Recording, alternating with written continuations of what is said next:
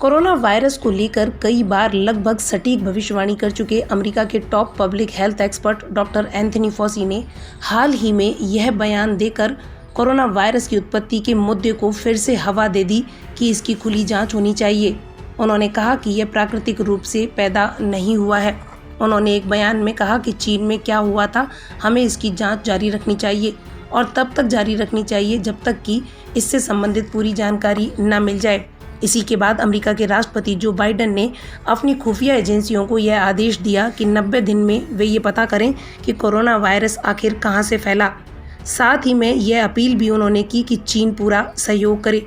पूरी दुनिया की उंगलियां एक बार फिर से चीन पर उठने लगी कि चीन की लैब में ही इसे तैयार किया गया है। अब डॉक्टर फॉसी पर चीन के साथ साठगांठ के आरोप लग रहे हैं। आरोप यह लग रहा है कि डॉक्टर फॉसी को इसके बारे में सब कुछ पता था। अमेरिकी अखबार वॉशिंगटन पोस्ट के हाथ 866 पन्नों का ईमेल चैट लगा है, जिसमें पता चलता है कि डॉक्टर फॉसी लगातार चीनी वैज्ञानिकों से संपर्क में थे और उन्होंने बिल गेट्स से वैक्सीन को लेकर बात की थी। डॉक्टर फॉसी पर पिछले महीने आरोप लगा था कि उन्होंने चीन की वुहान लैब को पैसे दिए थे और अब ईमेल लीक होने के बाद एक बार फिर से सवाल उठ रहे हैं कि क्या डॉक्टर फॉसी भी इस साजिश में शामिल थे और क्या उन्हें कोरोना वायरस के बारे में सब कुछ पता था। वॉशिंगटन पोस्ट के पास डॉक्टर फॉसी का 866 पन्नों का ईमेल चैट है, जिससे साफ पता चलता है कि डॉक्टर फॉसी का चीन के महामारी एक्सपर्ट के साथ गहरे ताल्लुकात थे और वो चीन के टॉप महामारी एक्सपर्ट से लगातार संपर्क में थे। रिपोर्ट के मुताबिक डॉक्टर फॉसी और चीन के महामारी एक्सपर्ट डॉक्टर जॉर्ज गाउ, जो Chinese centre for disease control के डायरेक्टर हैं, दोनों में कोरोना वायरस की दुनिया में फैलने के समय लगातार बात हो रही थी।